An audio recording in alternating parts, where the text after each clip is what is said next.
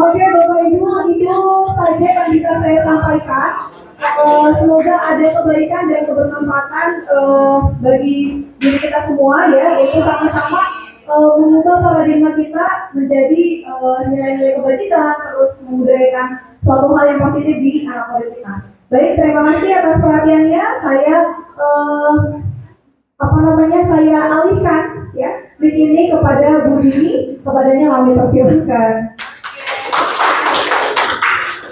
Ya, terima kasih Bu Ireni. Tadi luar biasa sekali ya materi dari Bu Ireni tentang keyakinan kelas, tentang nilai-nilai kebajikan. Mudah-mudahan itu bisa membuka wawasan kita.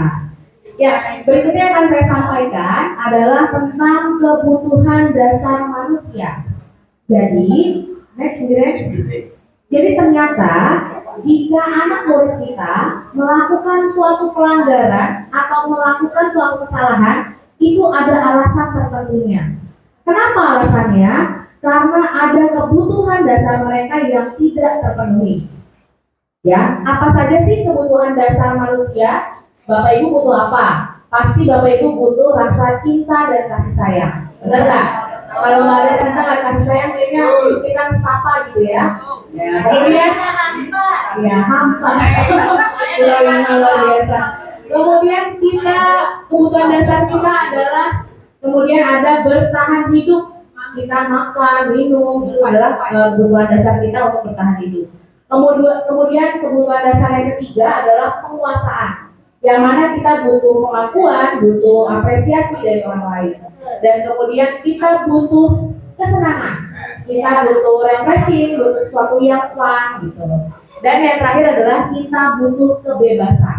Kan gak enak ya kalau kita terus-terusan tertekan. Nah, itu adalah memang 5 kebutuhan dasar dari manusia.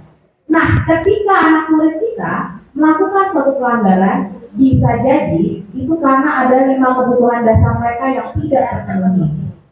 Sebagai contoh saya berikan suatu kasus ya. Misalnya ada anak kita namanya Doni.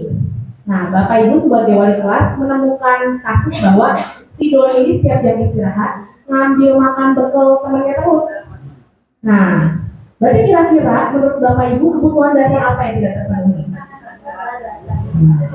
Yang bisa kita ketahui dari mana? Ya kita harus tanya sama si Doninya. Misal si Doni nak jawab, Doni kenapa kamu ngambil bekalnya Satria ya? Doni kenapa kamu ngambil bekal makannya Satria ya? Misalnya Doni jawab, iya Bu, soalnya saya lapar hari ini, saya nggak dibawain bekal sama ibu saya. Berarti kira-kira kebutuhan dasar yang tidak terpenuhi yang mana? Bertahan hidup. Karena kebutuhan dasar dia untuk makan nggak terpenuhi dari orang tuanya, maka dia melakukan pelanggaran ngambil bekalnya. Kemudian, misalnya Doni alasannya, Doni kenapa kamu ngambil bekalnya Satria terus? Iya Bu, soalnya saya senang lihat Satria kalau marah-marah itu, saya senang lihat ekspresi dia marah-marah. Berarti kebutuhan dasar yang mana? Ya, kesenangan.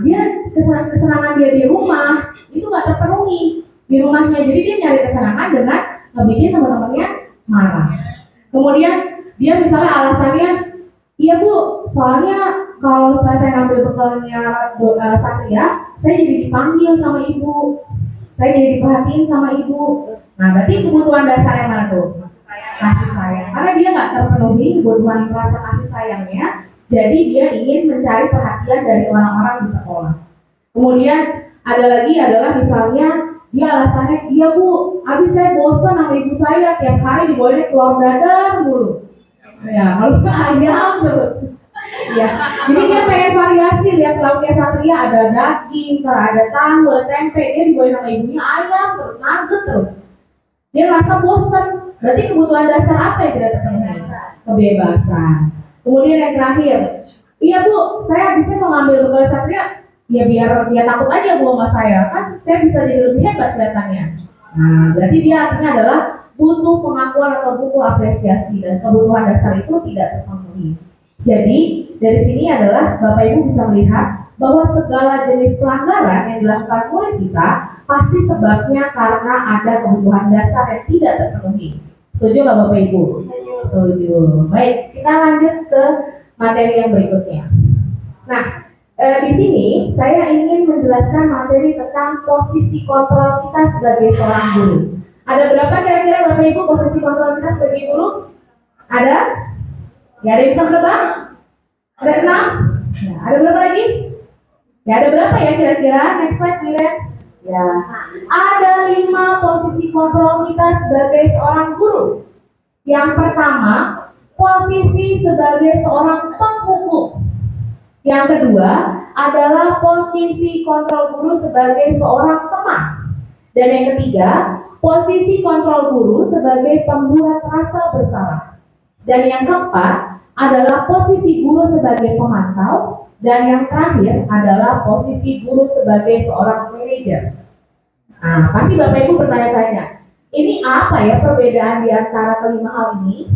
Nah, kan kalau saya jelasin satu persatu, kayaknya kurang enak ya. Lebih baik kita langsung lihat contohnya. Ya, ini ada sebuah video tentang 5 posisi kontrol seorang guru. Silakan disimak dulu ya Bapak dan Ibu ya.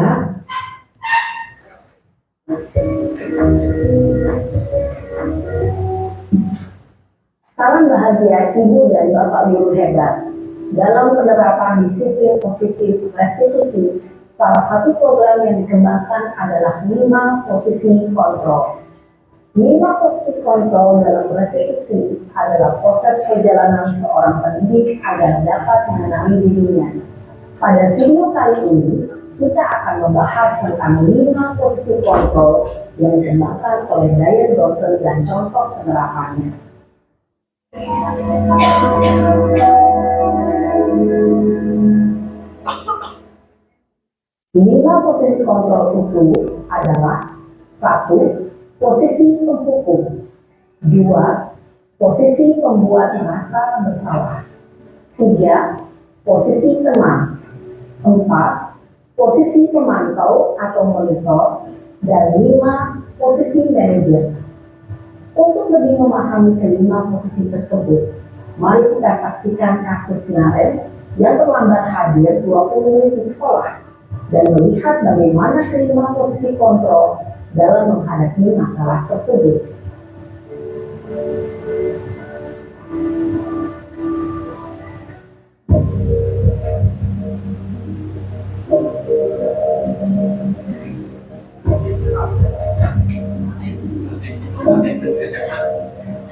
Naren, sini kamu.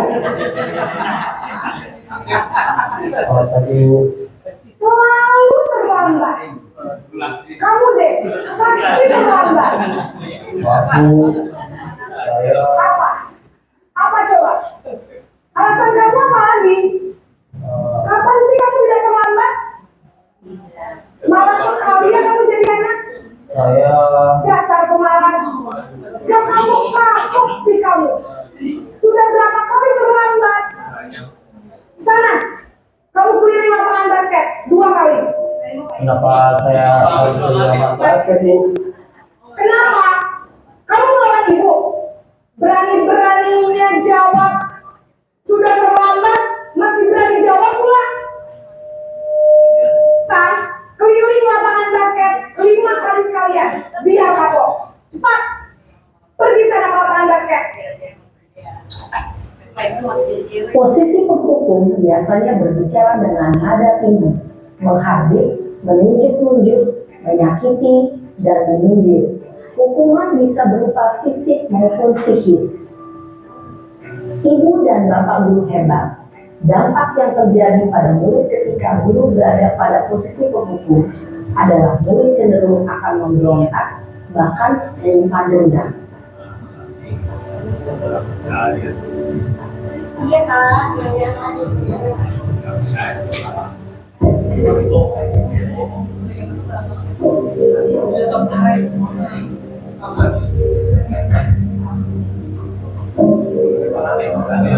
Naren,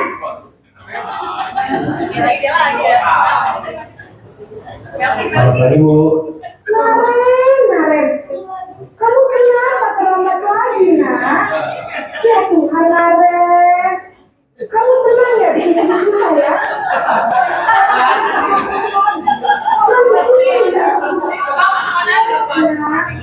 Bisa nggak ibu? Ya coba kasih kamu. Duh, gimana ini? Maaf Bu. Gusti Naren, kamu suka ya kalau ibu tegur bapak kepala sekolah? Terus, sekarang ini harus tulis apa yang di buku absen? Ini kamu sudah sering terlambat loh. Ibu harus apa coba? Maaf Bu. Maaf sekali. Ya sudah, lain kali jangan bikin ibu susah lagi anak ya. Ibu tidak akan kuat lagi kalau kamu begini terus. Bisa jantungan kalau ibu tegur bapak kepala sekolah. Sana cepat kelas. Maaf ya Bu. Maaf sekali. Posisi pembuat rasa bersalah berbicara dengan nada tenang, cenderung lembut. Namun kata-kata yang diutarakan membuat murid merasa menjadi orang yang gagal, memandang buruk dirinya sendiri, merasa tidak berharga, dan tidak sanggup membahagiakan orang lain. Ketika guru mengambil posisi pembuat rasa bersalah, murid akan menganggap dirinya yang salah dan ia akan menyimpan emosi negatif tersebut di dalam dirinya.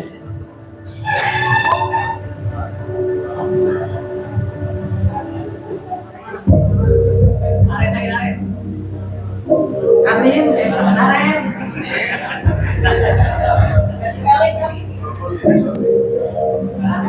Naren, Selamat pagi Bu. wah, sudah jam berapa ini nak?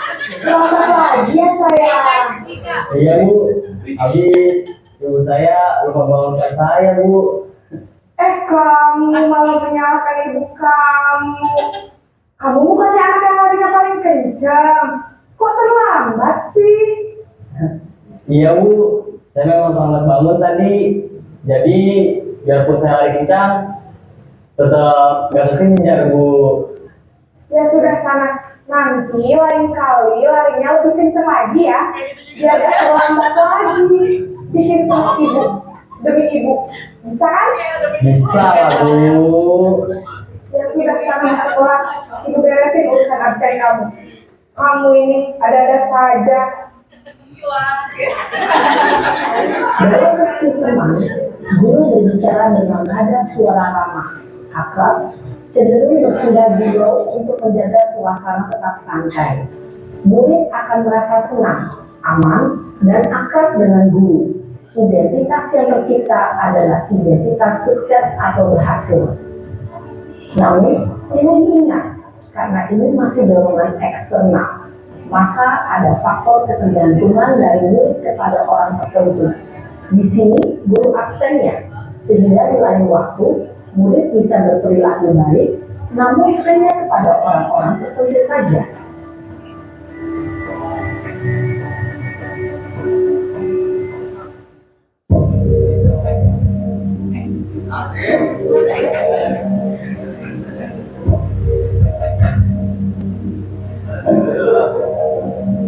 Naren,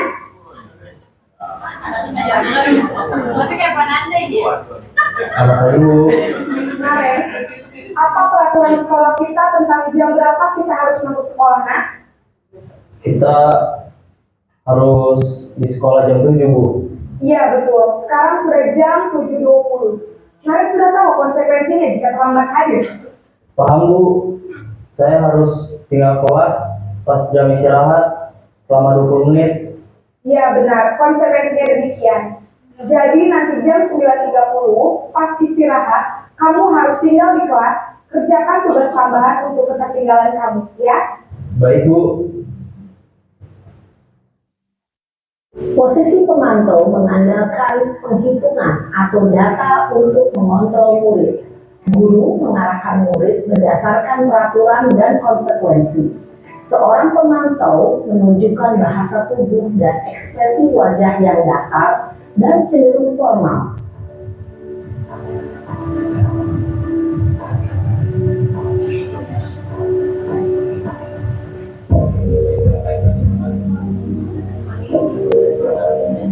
Selamat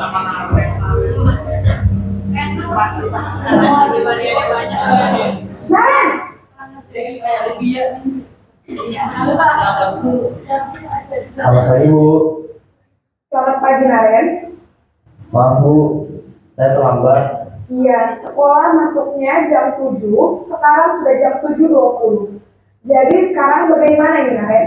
Maaf Bu, saya lupa setel alarm saya semalam. Baiklah, menurut kamu, keyakinan sekolah yang mana yang perlu kamu tingkatkan? Menghargai diri sendiri dan orang lain mungkin ya Bu. Setuju. Jadi, apakah Naren meyakini prinsip saling menghormati tersebut? Iya Bu, saya meyakininya. Apakah Naren bersedia memperbaiki masalah keterlambatan ini? Bersedia Bu. Bagaimana kamu akan memperbaiki masalah keterlambatan ini? Saya akan coba untuk tidak lupa menyetel alarm saya Bu. Baik, kalau Naren lupa menyetel alarm di rumah, ada orang yang kira-kira bisa bantu mengingatkan tidak? Ada Bu, kakak saya, Kak Emma. Ada lagi selain Kak Emma? Selain Kak Emma, ada ibu saya. Baik, jadi yang mengingatkan Naren adalah Kak Emma dan ibu kamu ya? Kira-kira akan mulai set alarm kapan nih Naren? Setelah pulang sekolah, akan segera saya lakukan. Baik, jadi Naren akan setel alarm untuk bangun besok pagi dan akan diingatkan oleh kakak dan ibu dan Naren ya. Ada lagi yang mesti perlu dilakukan Naren agar tidak terlambat bangun lagi.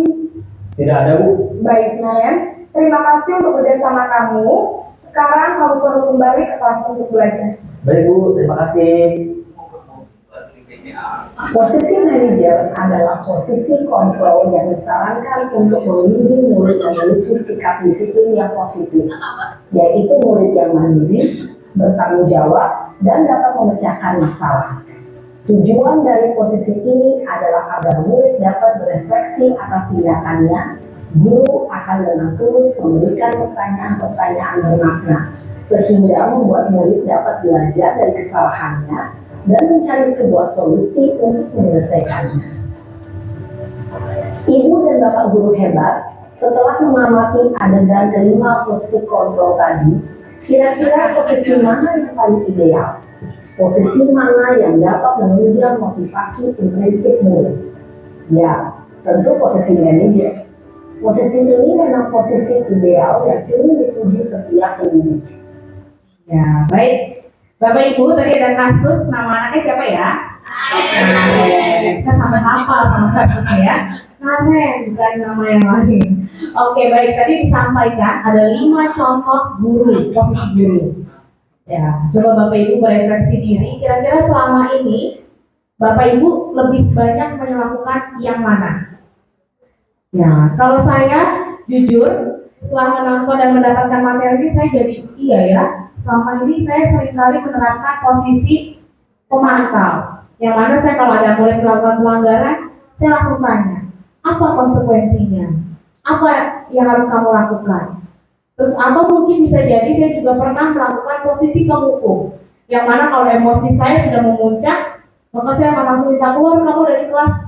Sana kamu lari di lapangan.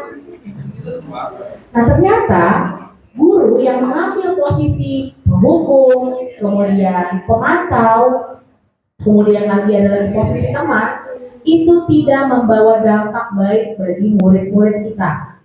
Ya Bapak dan Ibu. Jadi kalau kita ingin anak kita terbangun identitas yang sukses, yang bisa kita lakukan adalah kita berperan sebagai manajer. Yang mana kita memberikan mereka pertanyaan-pertanyaan terbuka, memancing mereka bisa bertanggung jawabnya seperti apa. Jadi Bapak Ibu harapannya dengan dilakukan kita sebagai manajer, kita mendidik anak kita, anak murid kita untuk mereka jadi bertanggung jawab akan kesalahan yang mereka lakukan. Bukan mereka membuat mereka merasa bersalah atau membuat mereka merasa rendah diri, tapi kita ingin mendidik mereka supaya mereka mampu bertanggung jawab. Tanggung jawabnya akhirnya dari mana? Ya dari diri mereka sendiri. Dengan demikian maka motivasi intrinsiknya bisa tercapai. Ya, di sini ada pernyataan-pernyataan. Mari Bapak Ibu kita main tebak-tebakan lagi. Ya. Di sini pernyataan yang pertama adalah saya kecewa sekali dengan kamu. Nah, kira-kira posisi kontrol gurunya yang mana nih? Kalau saya kecewa sama kamu. Saya kecewa sekali dengan kamu. Berarti apa nih kira-kira? Membuat rasa bersalah, betul kan? Coba kita lihat jawabannya. Iya betul, membuat rasa bersalah. Kemudian yang kedua pernyataan adalah kamu tidak pernah benar melakukannya. Ya ini berarti posisi kontrolnya apa? Penghukum. Kemudian ayolah lakukan demi bapak atau demi ibu. Ya teman. Ya. Kemudian apakah kamu mau mendapatkan stiker bintang hari ini? Apakah kamu mau mendapatkan stiker bintang hari ini? Pemantau, coba kita lihat dulu ya. Iya betul, pemantau. Kemudian yang kelima, bagaimana kamu bisa menyelesaikan masalah ini? Manajer, betul nggak ya? Betul. Dan yang terakhir adalah kamu selalu yang paling terakhir. Ini apa ya? Pembuat merasa bersalah atau hukum kira-kira? Kita lihat Wiren apa jawabannya? Iya, jawabannya ini adalah penghukum. Ya, tepuk tangan untuk Bapak Ibu semua. Nah, baik Bapak Ibu. Berarti dari 5 posisi kontrol ini yang Bapak Ibu mau ambil yang mana? Ya, kalau dilihat dari tadi penjelasan di video sih kita ambil yang manajer ya, yang mana kita akan membangun dampak positif di anak murid kita. Kemudian dia tidak membuat anak itu merasa rendah diri, tidak membuat anak itu merasa bersalah, tetapi ada perbaikan-perbaikan rasa tanggung jawab yang muncul dalam dirinya. Maka yang paling baik adalah posisi manajer. Nah, dalam posisi manajer, guru berbuat sesuatu bersama murid. Jadi Bapak dan Ibu duduk nih sama murid, kemudian mempersilahkan murid mempertanggungjawabkan perilakunya dan mendukung murid agar dapat menemukan solusi atas permasalahannya sendiri. Jadi bedanya tadi sama pemantau kan langsung ditanya, kamu tahu apa konsekuensinya? Nah, tapi kalau dalam posisi manajer, maka guru mempersilahkan murid diberikan pertanyaan terbuka, mereka menemukan sendiri solusinya. Kemudian posisi manajer mengacu pada restitusi yang dapat menjadikan murid sebagai manajer bagi dirinya sendiri sehingga tercipta identitas positif atau identitas berhasil pada diri murid. Jadi dengan kita mengambil posisi manajer, kita membuat murid untuk mampu untuk menjadi manajer bagi dirinya sendiri. Nah, balik lagi, berarti kalau kita mau menerapkan posisi manajer, kita akan menerapkan yang namanya restitusi. Ini terkait sama tadi penjelasan yang diberikan sama Bu Iren. Ada yang masih ingat nggak Bapak Ibu restitusi itu apa? Ada yang masih ingat? Mungkin ada yang masih ingat restitusi itu apa sih? Bukan namanya Bu Juni ya. Kalau Bu Juni itu Bu Juni Restuti. Ini restitusi. Restitusi apa sih? Ya. Restitusi adalah upaya pengembalian identitas atau upaya pengembalian identitas dari guru bersama dengan murid supaya murid itu bisa memperbaiki kesalahannya dan bisa kembali ke dalam kelompoknya dengan karakter yang lebih baik. Kalau konsekuensi dia cuma upaya memperbaiki saja, memperbaiki kesalahan, tapi ketika dia kembali ke kelompok nggak ada perbaikan karakternya. Tapi kalau di restitusi dia memperbaiki kesalahannya dan juga memperbaiki karakternya. Ketika kembali ke teman-temannya dia munculnya karakternya yang lebih baik. Nah, dalam restitusi kita kenal yang namanya segitiga restitusi. Artinya ada 3 hal yang akan kita lakukan dalam restitusi. Yang pertama adalah menstabilkan identitas. Yang kedua adalah validasi tindakan yang salah. Dan yang terakhir adalah menanyakan keyakinan. Jadi ketika kita ingin mempraktikkan restitusi, ada 3 hal yang kita lakukan. Yang pertama, menstabilkan identitas. Yang kedua, validasi tindakan yang salah. Dan yang terakhir adalah menanyakan keyakinan. Apa itu menstabilkan identitas? Nah, menstabilkan identitas. Pada tahapan ini dibuat berdasarkan Baik, menstabilkan identitas berdasarkan prinsip bahwa kesalahan adalah bagian dari proses pembelajaran. Pada menstabilkan identitas, kita menggeser identitas yang gagal menjadi identitas yang sukses. Maka apa yang bisa kita lakukan? Misalnya nih, Bapak Ibu manggil anak yang melakukan pelanggaran, duduk berdua gitu ya. Terus ditanyakan misalnya, misalnya siapa nama anaknya ya? Nanti, Nanda misalnya. Ya, Nanda, apa benar tadi bahwa Nanda melakukan kesalahan, mengganggu temannya di kelas? Misalnya nanti Nanda jawab, iya betul Bu. Ya oke. Kita melakukan kesalahan itu adalah hal yang wajar. Berbuat salah itu nggak apa-apa. Di sini Bapak atau Ibu, Bu Dini tidak mau mencari siapa yang salah, tapi Bu Dini mau mencari solusi atas masalah yang tadi terjadi di kelas. Atau Bapak Ibu juga bisa bilang, saya juga pernah kok berbuat salah ketika di kelas. Nah dengan demikian diharapkan anak ini yang tadinya identitasnya gagal, dia merasa salah, kita bisa menggeser identitas dia menjadi identitas yang sukses dengan mengucapkan kata-kata semacam ini. Ini namanya adalah bagian dari menstabilkan identitas. Kemudian yang kedua adalah validasi tindakan yang salah. Ini berdasarkan prinsip bahwa setiap perilaku terjadi karena upaya memenuhi suatu kebutuhan dasar tertentu. Tadi balik lagi ke kebutuhan dasar manusia yang ada 5, maka kita perlu selidiki dulu nih validasi tindakan yang salah. Sebab dia melakukan kesalahan ini apa sih? Kemudian guru akan bergeser dari pemikiran stimulus respon menjadi proaktif. Dengan mengenali dan mengakui kebutuhan murid, maka akan memperbaiki hubungan dengan murid. Misal tadi anak muridnya misalnya gangguin temennya, atau misalnya nonjok temennya, maka Bapak Ibu bisa tanya, kamu pasti punya alasan khusus ya kenapa tadi nonjok temennya di kelas? Atau bisa juga tanya, hebat ya, tadi kamu ketika Ibu Dini bilang stop, kamu bisa langsung rep cuma nonjok sekali. Untung kamu nggak nonjok terus-terusan sampai 10 kali sampai temanmu bonyok. Untung sekali kamu bisa menahan dirimu. Jadi kita validasi tindakan dia yang salah. Dengan demikian, dengan kita memvalidasi, dia akan merasa bahwa kita memahami perasaannya dia, sehingga dia mau melunak emosinya dan dia mau lebih terbuka lagi untuk mencari solusi dari permasalahannya. Dan yang ketiga adalah menanyakan keyakinan. Di sini murid akan diberikan beberapa pertanyaan untuk membangun keyakinan anak atau menghubungkan keyakinan anak dengan keyakinan kelas atau keyakinan yang ada dalam keluarga. Dengan demikian diharapkan motivasi yang muncul adalah motivasi intrinsik. Misalnya ditanya, anak-anak memang apa sih nilai-nilai umum yang telah kita sepakati? Atau misalnya keyakinan kelas kita tuh seperti apa sih? Nah, kira-kira kalau tadi kamu nonjok temennya, keyakinan kelas kita yang mana yang dilanggar? Azan, ya baik, kita azan dulu dan kata azan dulu ya bukan.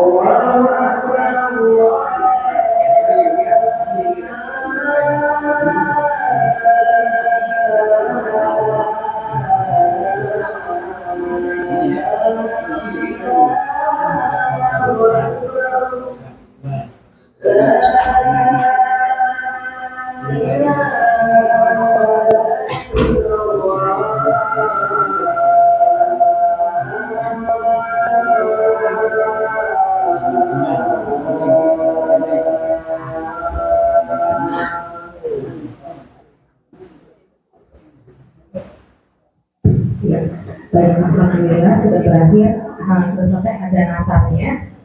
Ya, Bapak dan Ibu, tadi kita terakhir sampai di segitiga restitusi, yang mana ada 3 tahapan: menstabilkan identitas, validasi tindakan yang salah, dan yang terakhir adalah menanyakan keyakinan. Sekarang saya akan menayangkan sebuah tayangan video contoh dari penerapan praktik restitusi. Mohon ditayangkan, Bila. Sama-sama kita lihat ya, Bapak dan Ibu. Salam dan bahagia Ibu dan Bapak guru hebat. Pada video kali ini kita akan membahas tentang salah satu program disiplin positif yang diterapkan di lingkungan sekolah yang dikenal dengan nama restitusi.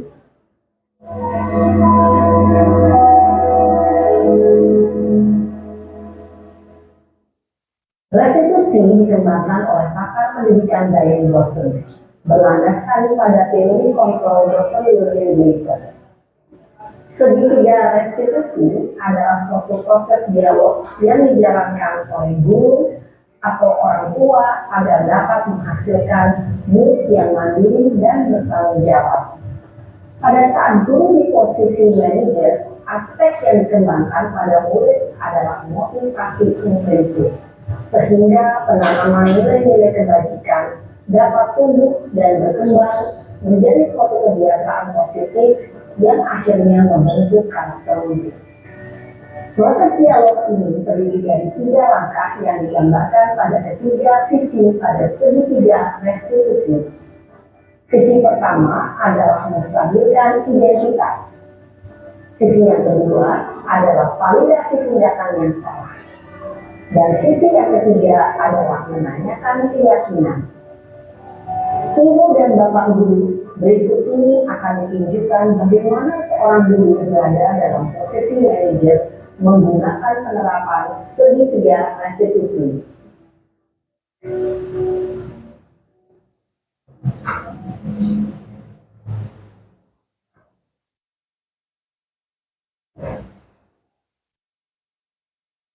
Yang Sarah, Ya Pak, sudah lama nggak ketemu Sarah?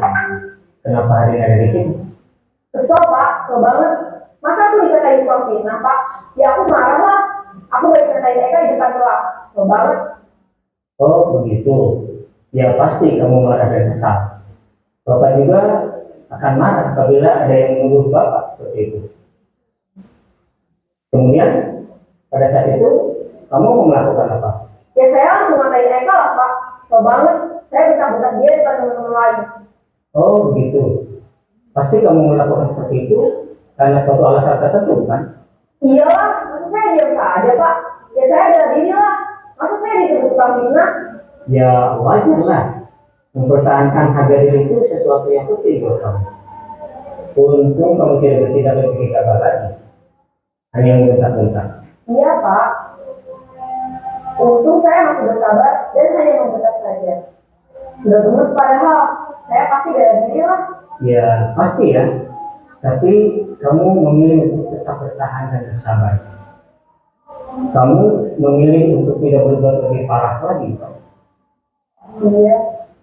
Nah, sekarang coba kita lihat tadi tindakan kamu yang bentak-bentak Eka di kelas. Tindakan kamu itu kira-kira sesuai dengan keyakinan kelas atau prinsip kamu tidak? Enggak lah Pak. Capek Pak jadi pemarah. Jadi keyakinan atau prinsip mana yang kurang sesuai dengan keinginan kamu? Ya, saya sebenarnya sangat menghargai orang lain. Mungkin saat itu saya menjadi emosi. Jadi tidak menunjukkan sikap itu. Kamu meyakini tidak? Menghargai orang lain itu penting buat kamu. Yakinlah Pak. Iya, setuju. Kita harus saling menghargai. Namun ada juga keyakinan yang kita sepakati yang perlu kita jalankan apabila kita sedang marah, bukan? Ya, saya bisa lebih proaktif, mulai dengan diri sendiri. Saya bisa jadi lebih bersabar, mengambil waktu jeda untuk berpikir mau apa selanjutnya. Kira-kira kamu bersedia memperbaiki masalah ini tidak? Bersedia Pak. Kalau kamu memperbaiki masalah ini, kamu akan menjadi orang seperti apa? Saya akan menjadi orang yang bertanggung jawab kali ya Pak. Dan senantiasa proaktif. Iya, menurut kamu bagaimana rasanya menjadi orang seperti itu? Ya nyaman lah, bangga bisa bersahabat dengan Andini. Baiklah kalau begitu. Yuk kita pikirkan bagaimana memperbaiki masalah ini. Iya, Bapak dan Ibu bisa terlihat ya, tadi ketika Bapak gurunya memanggil, ada seorang anak yang dipanggil ke ruang guru karena dia habis marah-marah tentang temannya. Nah, Bapak Ibu guru itu, Bapak Ibu guru itu bukannya memarahi anak tersebut yang udah buat kericuhan di kelas, tapi malah dia menanyakan, tadi kenapa alasannya? Sarah tuh, jadi Bapak udah lama ngeliat Sarah. Terus anaknya bilang, iya lah Pak, saya kesel banget. Anaknya awalnya emosinya memuncak sekali. Tapi ketika gurunya memberikan pertanyaan terbuka, dengan sendirinya dia bisa melemahkan emosinya. Nah, inilah harapannya Bapak dan Ibu bisa mempraktikkan praktik segitiga restitusi sehingga kita fokus mengajar anak-anak untuk fokus pada menemukan solusi dari permasalahannya. Bukan memanggil dia untuk ditanyain atau untuk disalah-salahin atau untuk mendapatkan hukuman atau dapat konsekuensi. Jadi fokus kita adalah membuat anak menjadi terbangun disiplin positifnya. Oh ya, berikutnya kita akan praktik. Kalau tadi kan kita nontonin praktiknya orang segitiga restitusi ya. Sekarang kita akan praktik. Saya butuh satu orang guru dan satu orang murid. Apa skenario-nya Ibu? Ya.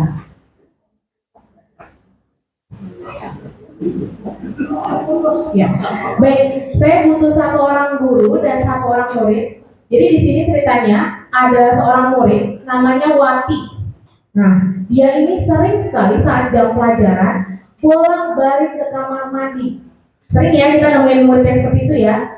Dia bolak-balik ke kamar mandi.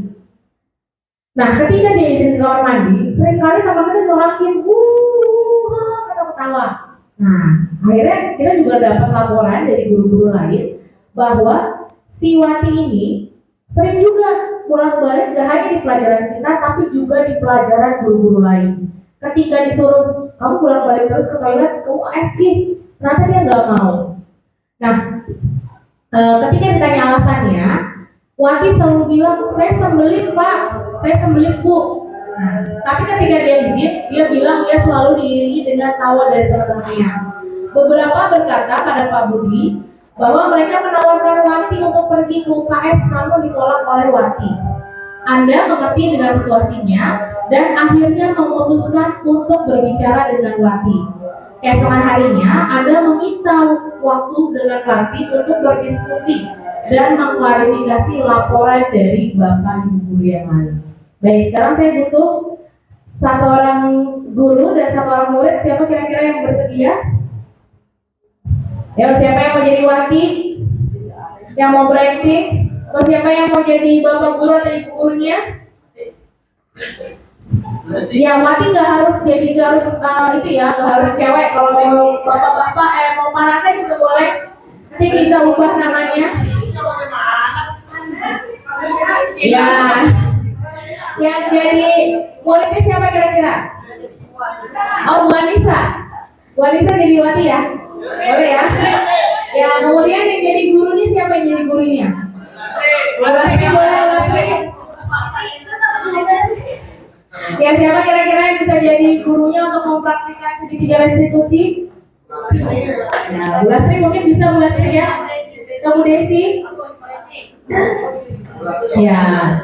Atau Pak Ervan bisa jadi bapak gurunya? Kasih tahu dulu. Oke.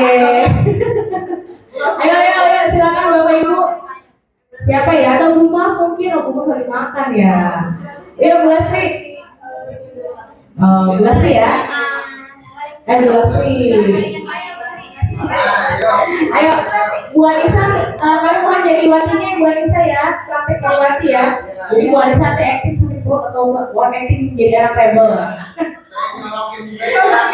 Ya, kemudian di sini guru yang memanggil Watinya adalah Bu Lasri. Silakan Bu Lasri ke depan. Ya. Ya. Ayo kita beri tepuk tangan untuk Bu Lasri dan Bu Anissa. Iya, jadi manajer. Ya. Ya ini jadi Wati, sebenarnya Ibu udah panggil. Ya, silakan, ayo Bu Lastri. Ya tadi baru datang.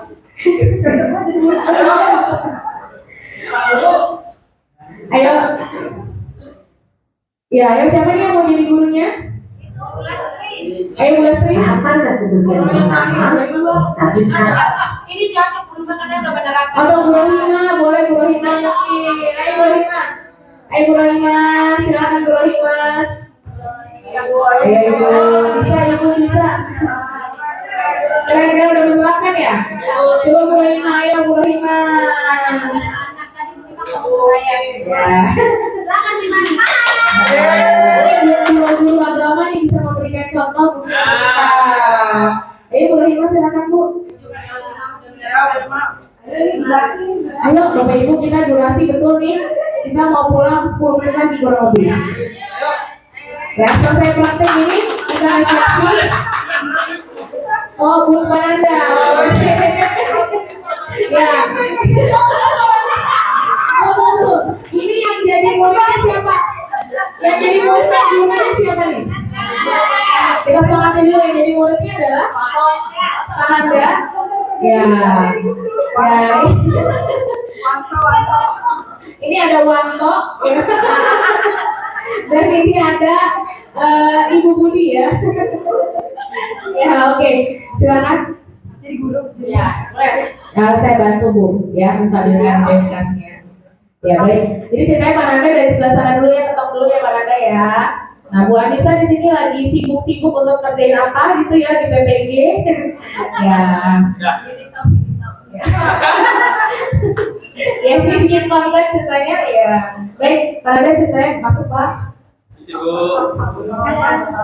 Silakan duduk. Kok kamu tadi nggak salam dulu sih? Iya lagi. Sedul aja nggak?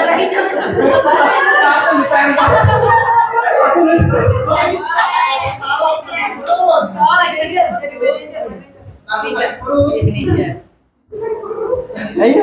Dari mana? Oke. Kawan loh. Kawan loh. Saya mendapat laporan dari beberapa guru. Dani kenapa sih setiap jam istirahat itu suka ke toilet bolak-balik? Saya sakit perut Bu, habis makan pedas. Oh gitu ya. Apakah setiap hari makan pedasnya? Ya dulu saya soalnya ada konten mukbang ya kan. Baik ya. Saran ibu ya. Makan makanan yang berminyak dan pedas itu. Ya kalau gimana enggak?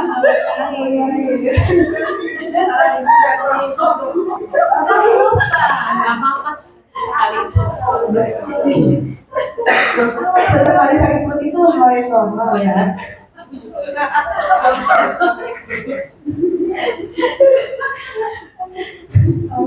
Tapi kalau tiap hari itu kayak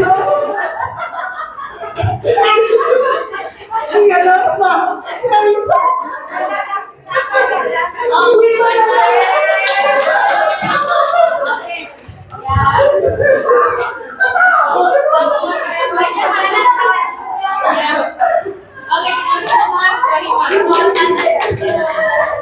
Ceritanya udah duduk ya Bu Rima ya.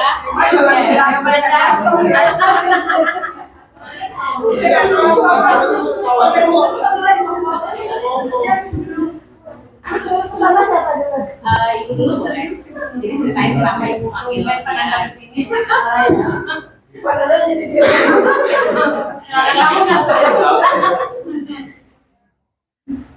Nanda, apa Nanda tahu kalian harus di sini? Karena sering bolak-balik keluar kelas. Oh, apa yang Nanda lakukan bolak-balik ke kelas itu? Apa yang dirasakan oleh Nanda? Sakit perut Bu, karena makan pedas mulu. Terus bagaimana kalau sakit perut sampai bolak-balik itu apa baik mending dengan meninggalkan kelas? Karena kalau di kelas nanti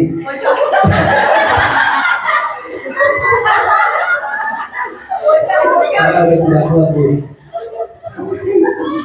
Ya, kalau emang Nanda nggak kuat, apa yang Nanda lakukan seandainya tidak biar tidak ingin bolak-balik kelas dan tidak meninggalkan kelas untuk mata pelajaran semua mata pelajaran, mencegah untuk makanannya yang bagaimana?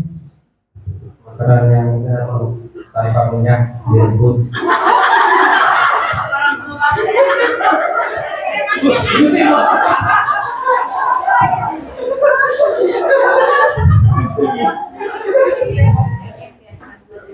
Ya, itu yakin. Kalau Nanda dengan makanan yang bergizi, yang besar-besar, perutnya tidak sakit? Yakin Bu, karena tidak ada minyak dan pedas. Nanda bisa untuk mempraktekkan atau menjalaninya dengan keyakinan itu?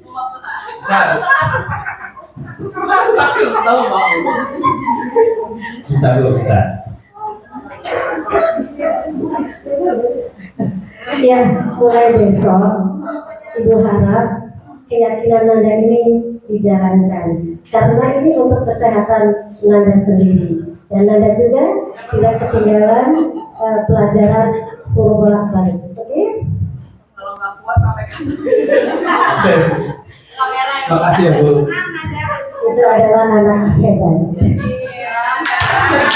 Kita beri tepuk tangan untuk Bu Rohima dan Pak Nanda. Ya, tadi Bu Rohima dan Pak Nanda serta Bu Anissa tadi membawa sketsa komedi ya. Ya itu lucu banget tadi ya. Ya jadi tadi Bu Rohima, Pak Nanda dan tadi Bu Anissa sedang melakukan praktik segitiga restitusi. Yang mana tadi Bu Rohima tanya, kenapa Nanda tadi datang ke sini Bu Rohima dengar sering pulang balik ya ke toilet ya. Kemudian Bu Rohima bilang, kamu pasti punya alasan khusus tadi kenapa kamu bolak-balik ke toilet. Memangnya kamu makan apa? Dan seperti itu ya. Jadi Bu Rohima telah melakukan yang namanya tadi menstabilkan identitas, kemudian validasi tindakan yang salah, dan terakhir nanya, kira-kira solusi dari Nanda apa supaya nggak bolak-balik ke toilet? Gitu ya. Tadi Bu Rohima nanya. Makan rebus-rebusan dan bubur minyak. Ya Bu, mana ada kayaknya defisit kalori itu ya. Iya baik. Kita beri tepuk tangan sekali lagi untuk tadi yang melakukan segitiga restitusi. Iya. Tadi praktik tadi sekaligus menandai berakhirnya acara diseminasi budaya positif pada sore hari ini. Tapi sebelum kita pulang, ada refleksi yang harus Bapak Ibu isi. Silakan ini di scan barcode-nya. Boleh di scan barcode-nya Ibu. Ya, ada yang sudah berhasil? Di sini insya Allah Bapak Ibunya canggih-canggih ya, mulai teknologi semua ya. Ada perdet Bu, perdet. Padlet Pak, bukan padlet Pak, padlet. Ya, betul sekali Pak Hakim. Ada padlet, ada link padlet dan di situ berisi 2 pertanyaan. Bisa ditayangkan Bu Iren? Ya. Untuk pertanyaan yang pertama, di yang sana Bu, yang sebelah. Ini jawabnya di mana? Di sebelah sana. Ya, silakan. Nah, Bapak Ibu silakan klik tanda positif, tanda plus ini. Ya, tanda plus. Kemudian di bagian subjek Bapak Ibu isi nama Bapak dan Ibu. Jadi di bagian subjek tulis nama Bapak dan Ibu, dan di bagian write something incredible tulislah pendapat Bapak dan Ibu. Pertanyaan pertama adalah, sebelum mempelajari materi ini, pernahkah Bapak Ibu mempraktikkan segitiga restitusi? Dan kalau iya, udah pernah, pada tahap mana Bapak dan Ibu pernah mempraktikannya? Karena bisa jadi selama ini mungkin Bapak Ibu sudah melakukan praktik segitiga restitusi, tapi tidak menyadari bahwa yang dilakukan itu sebenarnya bagian dari restitusi. Ya, pasti udah pernah ya, saya yakin. Nah sekarang coba Bapak Ibu telah lagi bagian mana sih saya melakukan restitusi? Apakah barcode-nya beda? Oh, di kedinasan ya. Nah, apakah di bagian menstabilkan identitas atau di bagian validasi tindakan yang salah atau langsung menanyakan keyakinan? Kalau Bapak Ibu pernah melakukan, kira-kira yang mana yang pernah dilakukan? Itu pertanyaan pertama. Kemudian pertanyaan yang kedua, setelah mempelajari materi ini, apa rencana yang akan Bapak dan Ibu lakukan dalam menerapkan budaya positif di sekolah? Ya, setelah ikut materi ini saya mau ini deh, saya mau itu deh. Silakan Bapak Ibu jawab. Jangan lupa dikasih nama Bapak dan Ibu ya. Selanjutnya untuk refleksi akan dipandu oleh Ibu Ireni. Kepada Ibu Ireni, waktu dan tempat saya persilakan.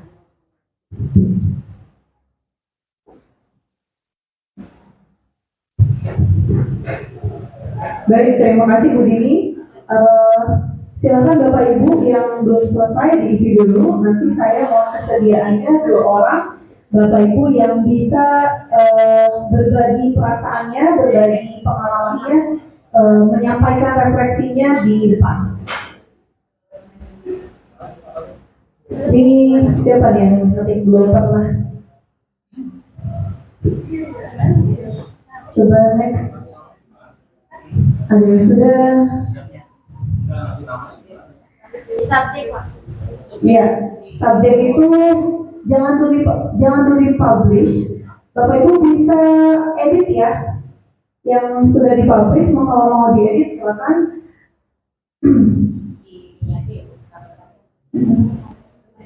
Nah itu ada titik 3, nanti bisa diedit, diperbaiki.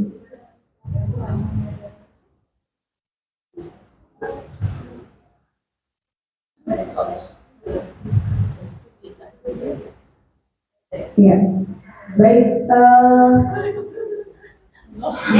Saya pilih Bu Ika karena di sini kalau tadi kan Bu Rohima sudah mempraktekannya karena memang sudah pernah ini.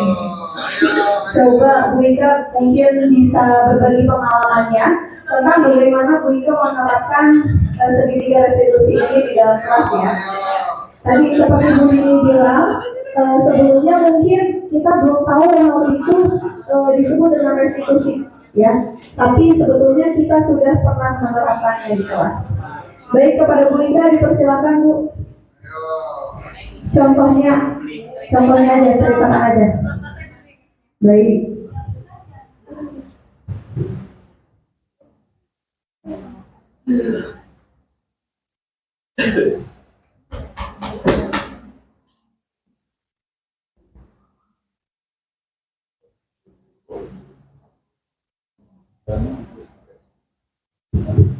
Untuk yang pertanyaan kedua, mungkin saya pilih Bu Anissa ya.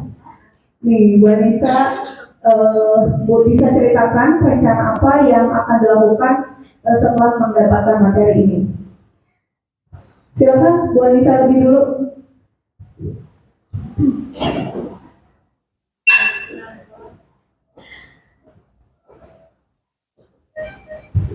Bismillahirrahmanirrahim. Assalamualaikum warahmatullahi wabarakatuh. Mohon izin ya Bapak Ibu, sebelumnya saya ingin menyampaikan bahwa sebelum mengikuti ini saya belum pernah menerapkan restitusi ya tadi namanya. Yang artinya di dalam mengajar sehari-hari ya saya hanya menerapkan sepengetahuan dan sepemahaman saya selama ini mengajar anak ya seperti itu tadi gitu ya, mungkin bisa dengan marah-marah gitu ya, nah, terus agak menyindir mungkin gitu misalnya ada yang salah gitu. Nah tetapi setelah mempelajari hal ini, rencana saya nanti itu di dalam mengajar ingin lebih mendekatkan diri lagi berarti ya dengan anak-anak dengan cara menggali apa yang diinginkan oleh mereka sehingga nanti apa yang akan disampaikan oleh saya sampai untuk anak-anaknya pun menjadi sepemahaman gitu. Dan nggak menyakiti hati anak-anak juga. Mungkin seperti itu Bu Ira yang bisa saya sampaikan. Assalamualaikum warahmatullahi wabarakatuh. Terima kasih. Terima kasih Bu Anissa. Beri tepuk tangan untuk Bu Anissa. Ya, yang selanjutnya adalah Bu Ika, dipersilakan. Salah bener ya. Ya, bener kalau orang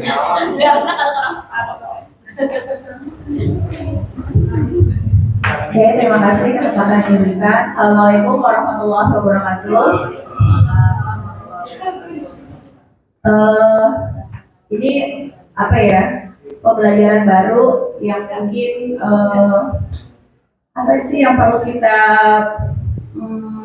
evaluasi lagi ya sesama guru gitu. Kalau dari penerapan dari Bu Dini, beberapa contoh tipe guru sebenarnya kita hampir sama ya, hampir semua tipe guru itu ada di kita ya. Kadang anak itu ada yang menguji kesabaran, ada yang bikin kita emosi, ada yang apa ya, kita menghukum juga pernah, itu tidak bisa kita pungkiri. Oke, kalau tadi restitusi yang pernah saya lakukan adalah sebelum adanya kejadian saya pernah meminta siswa itu menceritakan atau mendeskripsikan tentang dirinya. Ya, saya membebaskan siswa untuk menceritakan apapun tentang dirinya.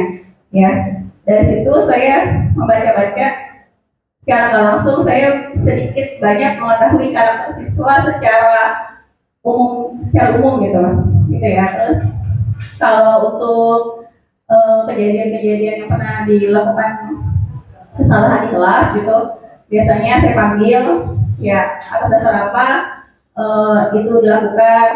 Terus biasanya yang sering saya lakukan karena saya guru PKN adalah anak-anak itu ngomongnya kotor ya Bu Eren. Itu biasanya yang sering saya lakukan adalah mengucapkan istighfar sebanyak 50 kali dengan sungguh-sungguh, kalau ketawa diulang lagi gitu. Mungkin itu aja Bu, mungkin masih banyak yang perlu diperbaiki dan masih banyak yang perlu saya pelajari. Terima kasih. Oke, tepuk tangan untuk Bu Ika. Ya, terima kasih ya Bu Ika atas berbagi pengalamannya. Betul ya, yang seperti tadi Bu Ika sampaikan, apa namanya, budaya positifnya kan bukan hanya restitusi ya, tapi dengan kita mengenali murid kebutuhan apa yang kurang, ya tadi mendengar, menjadi pendengar yang baik, curah pendapat, itu juga bagian dari budaya positif, gitu. Bapak Ibu guru, restitusi ini atau posisi manajer ini sebenarnya kalau kita selidiki itu gabungan ya, gabungan dari posisi sebagai teman dan sebagai pemantau, gitu. Kenapa akhirnya ada yang lebih baik dari itu? Karena kalau hanya sebatas teman, kadang ada istilah murid jadi sombong ke guru, gitu. Kalau sebagai pemantau, sedikitnya rempetnya ke hukum, gitu. Apa selalu aja disangkut pautinnya itu ke peraturan, ke sanksi, ke konsekuensi dan sebagainya. Ternyata ketika digabungkan, ini menjadi posisi manajer dan itu yang lebih profesional, gitu ya. Nah ini banyak juga ya apa namanya refleksi dari Bapak Ibu semua. Ini pun menjadi refleksi kami teman-teman guru calon penggerak, gitu ya, calon guru penggerak yang semoga kita semua bisa mempraktikkan budaya positif ini di sekolah kita. Kenapa akhirnya kita lakukan diseminasi ini? Karena kami nggak bisa bergerak bertigaan. Ataupun kalau misalnya hanya satu orang tidak bisa kita lakukan budaya positif ini. Kita perlu kolaborasi, kita perlu penyamaan persepsi untuk sama-sama membuat lingkungan 184 ini memiliki budaya yang positif. Itu ya. Semoga menjadi evaluasi dan memperbaiki kinerja kita ke depan sebagai guru. Bapak Ibu, terima kasih telah bersedia untuk Oh, ingin bertanya Bapak? Oh ya boleh. Silakan Pak Marzuki. Ke depan aja Pak, biar kelihatan. Ini terkait dengan selain mahasiswa ini ya, aku bertanya. Sekarang mau dia Bapak. Tadi di awal ya kita berbahagia dengan adanya program pemerintah dengan adanya kurikulum merdeka, kemudian menjadi nama guru penggerak ya. Sebenarnya sih ini bukan sesuatu ya banyak menurut kita ya, apalagi guru-guru sendiri di sini ada kayak Pak Muharram dan Pak Rai ya. Kalau saya sih baru sebagai seorang guru, sebagai seorang pendidik, tapi setelah saya amati dan analisa secara casing mungkin berbeda ya, tapi pada esensinya adalah sama. Nah, yang saya ingin kritisi karena kita profil pelajar Pancasila ya, nggak mungkin kita nggak kritis mengajarkan kritis kepada nanti kita, kemudian di dalam kelas kita mengekang dan memberikan satu kebebasan berpikir. Nah, itu yang biasa saya lakukan. Bagaimana anak ini berani untuk berpikir kritis, bukan dalam arti berpikir kritis kemudian dia sombong atau kurang ajar ya, tapi bagaimana mereka berpikir kritis tapi secara elegan, secara elok dan santun. Yang saya ingin kritisi tadi bahwa Dr. Lydia mengatakan ya bahwa setiap perbuatan tindakan memiliki satu tujuan, termasuk keberadaan daripada program pemerintah untuk penggerak. Tadi di awal ada beberapa motivasi, ada dua motivasi yang mempengaruhi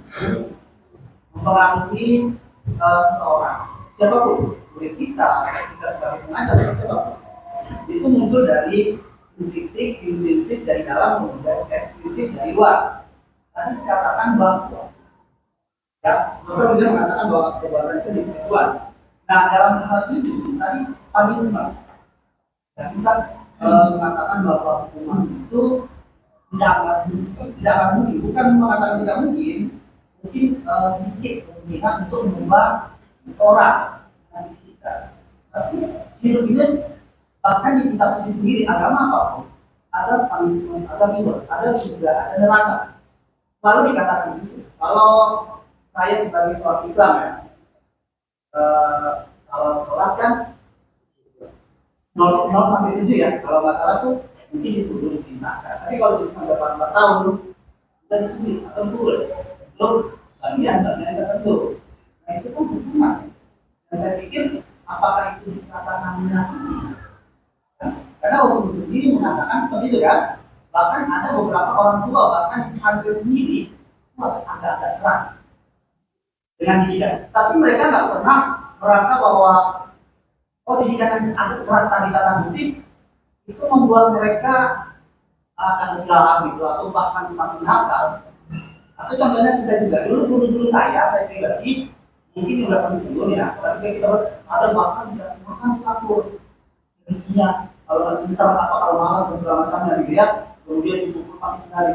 Tapi kemudian sekian puluh tahun yang akan datang, 10 atau 20 tahun yang akan datang, mereka justru nggak ada balas dendam tuh, nggak ada yang rasa dendam baik itu terusnya atau kalau saya pribadi, apakah saya balas dendam atau lebih apa nakal? Nggak juga. Justru saya mau bilang thank you, terima kasih atas didikan yang keras tadi. Nah, memang zaman berubah. Karena Rasulullah mengatakan bahwa ajarkan anakmu sesuai dengan zamannya. Tapi lagi-lagi sudut pandang yang mengatakan bahwa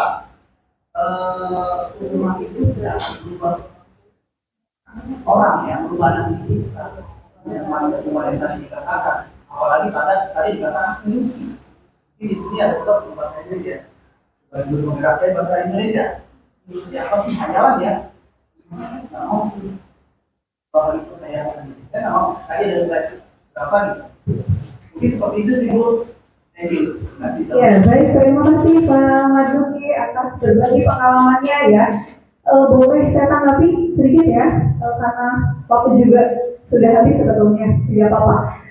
Saya tanggapi sedikit mengenai kok ini rasa-rasanya kalau kita sandingkan dengan agama Islam, sepertinya bukan budaya Islam banget. Begitu mungkin ya. Kalau saya pribadi, begini, pernah saya dengar dari guru saya, kita sholat karena taat aturan. Kita sholat karena ingin masuk surga, itu salah. Kita bersedekah karena kita ingin mendapatkan pahala, itu salah. Innamal amalu binniyat.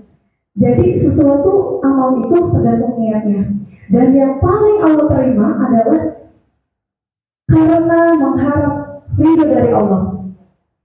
Jadi dikisahkan katanya ada seorang solih yang dia itu tidak masuk neraka, tidak masuk surga, malah justru masuk neraka. Karena apa? Karena niatnya salah. Dia hanya mensolihkan diri sendiri, hanya ingin mendapatkan pahala dan berharapnya surga, bukan keridhaan Allah. Gitu. Jadi itu membelajarkan saya gitu kan. Kenapa akhirnya belajar untuk mendapatkan ilmu aja salah. Tergantung niat kita. Ridhonya Allah. Kalau Allah sudah ridho dengan makhluknya, semua makhluk pun tunduk pada Dia yang diridhoi oleh Allah. Itu ya, yang menurut saya pribadi gitu. Terus kemudian, kok kenapa di pesantren misalnya atau didikat orang tua zaman dulu melahirkan generasi yang baik-baik saja? Nah, ini pertanyaannya, apakah memang benar-benar baik atau sesungguhnya kita belum mulai ke sana? Karena kalau menurut saya pribadi, seorang yang melakukan kekerasan, dia itu pasti pernah dikerasin. Ya, kalau seseorang yang sudah di lingkungan yang baik, lembut, pasti gak mungkin dia melakukan kekerasan. Kecuali dia pernah merasakan dikerasin. Gitu ya. Tadi kalau menurut katanya Bu Dini ya, yang dari William Glasser dan Diane Glasser itu, ketika seorang bertindak pasti ada alasannya, gitu. Tidak mungkin seseorang bertindak tanpa ada alasan. Ketika dia berbuat salah, juga pasti ada alasan. Salah satunya bisa jadi adanya kebutuhan dasar manusia pada dirinya yang tidak terpenuhi. Itu, ya. Jadi tidak mungkin seseorang itu melakukan tanpa ada alasan. Kemudian, kalaupun ada yang kita alami sendiri, misalnya saya pribadi pernah dikerasin sama guru, saya pribadi pernah merasakan yang namanya dihukum dan lain sebagainya. Tidak semua orang bisa berdampak baik. Oh ya, saya belajar dari hal yang telah saya alami dulu, dikerasin oleh guru, gitu. Ada banyak anak yang tidak mau belajar dari kesalahannya, malah justru jadi apa? Dia sukses jadi guru, tapi jadi guru yang bagaimana? Yang melakukan hal sama kepada muridnya. Muridnya dibentak, muridnya dihukum, muridnya dilecehkan, dan lain sebagainya. Karena merasa dirinya sendiri pernah merasakan seperti itu dan ingin balas dendam. Jadi gak semuanya punya anggapan yang sama. Dan Bapak Ibu, kalau tadi di sesi 1 Pak Rulian berbagi pengalaman, ada kita sudah berkali-kali melakukan restitusi gitu, tapi kok kita gagal. Jadi ingat Bapak Ibu ya, kita adalah seorang guru. Ki Hajar Dewantara mengajarkan kepada kita bahwa guru ini adalah fasilitator yang tugasnya adalah menuntun anak, ya, bukan untuk menghasilkan anak yang sukses, tapi hanya mengarahkan kepada keselamatannya, kepada kebahagiaannya. Kalau misalnya kita masih belum berhasil untuk melakukan anak ini supaya jadi baik, memang siapa kita? Kan tadi di awal, kita bukan seseorang yang bisa menghendaki atau mengontrol diri seseorang. Kita serahkan kepada anaknya sendiri, ya. Anak punya kodratnya sendiri, kodrat diri, kodrat alam. Kita persilahkan mereka untuk berubah. Dan kalau yang saya yakini, setiap tindakan kita ini bukan berarti satu kali tindakan langsung berhasil, ya. Perlu ada try again. Dan hikmah, ya, hikmah Tuhan, hikmah Allah itu bukan langsung ketika dinasihati langsung sadar jadi tobat, tapi melalui beberapa tahapan, beberapa proses. Pada waktu yang ditentukan dia pasti berubah, gitu, ya. Apa? Tadi katakan bahwa ilusi, bahwa untuk anggapan, iya, ilusi. Itu ilusi tadi katakan usia berapa itu? Iya, betul. Kalau saya pribadi kalau ya ilusi itu saya pikir ayal ya. Kalau jadi eksternal itu ada pengaruhnya. Iya, betul. Punishment dari luar itu pasti saya katakan pasti ada. Gak mungkin guru penggerak menghadirkan di Indonesia ini, Indonesia ketika tidak mau berubah. Ya, contohnya Bu Iren sebagai guru calon, guru penggerak, kenapa sih tujuannya mau guru kan ikut berkontribusi terhadap pendidikan kita, bagaimana kita mau mengurus anak. Nah ini eksklusif loh. Jadi saya nggak mau kan mengatakan bahwa ini lebih saya bahwa tolong polisi, karena itu ayam. Bahasa Iya. mungkin saya nggak sepakat. Jadi kalau ilusi yang di awal itu disepakati, kenapa kita pakai ilusi? Karena itu tidak terjadi oleh karena kontrol diri kita. Bukan kita ngasih penghargaan akan jadi disiplin, bukan gitu ya. Jadi ada yang memang terjadi, tapi bukan karena itu, bukan karena kita melakukan tindakan tersebut kepada anak kita, ya. Lagi-lagi dia sendiri yang berubah, gitu. Intinya ya Pak ya. Kemudian jujur ya, saya menjadi guru penggerak ini, insya Allah karena motivasi dari diri sendiri, bukan karena Bapak Tinggi menyuruh gitu ya. Setelah kecemplung pun saya semakin bersyukur, saya mendapatkan ilmu dan pengalaman yang banyak. Itu aja Bapak Ibu ya, mohon doanya dan semoga Bapak Ibu semua juga kita bisa berkolaborasi untuk membudayakan positif ini di SMP Negeri 180 Jakarta. Terima kasih Bapak Ibu semua atas partisipasi aktifnya ya, proaktifnya Bapak Ibu dan kesabarannya untuk sampai di penghujung waktu. Itu saja yang bisa kami sampaikan, yang bisa kami berikan. Semoga ada manfaatnya. Kita berjumpa lagi di esok hari dengan di hari Senin dengan semangat yang baru ya Bapak Ibu. Kurang lebihnya mohon maaf. Saya tutup. Kita tutup dengan pembacaan bersyukur dan alhamdulillahirobbilalamin. Assalamualaikum warahmatullahi wabarakatuh. Salam dari bahagia. Selamat bergerak, tergerak dan menggerakkan. Assalamualaikum. Iya. Iya betul. Semangat. Terima kasih ya Bapak Ibu semuanya.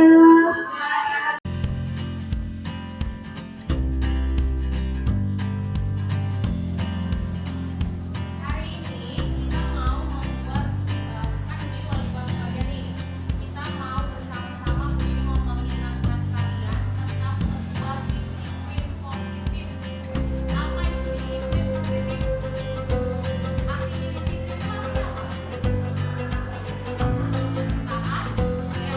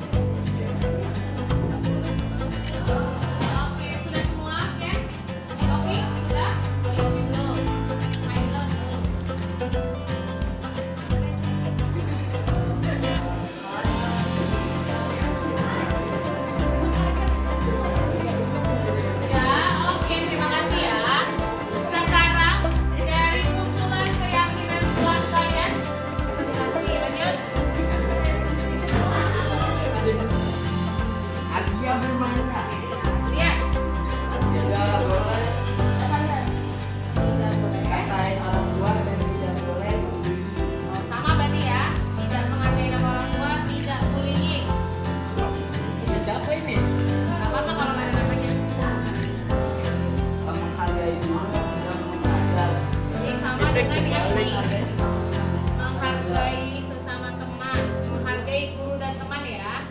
Nggak apa-apa. Oke, lanjut. Tidak membeda-bedakan Tidak membeda-bedakan. kekurangan orang lain. Berarti ini ya sama poin 1 ya.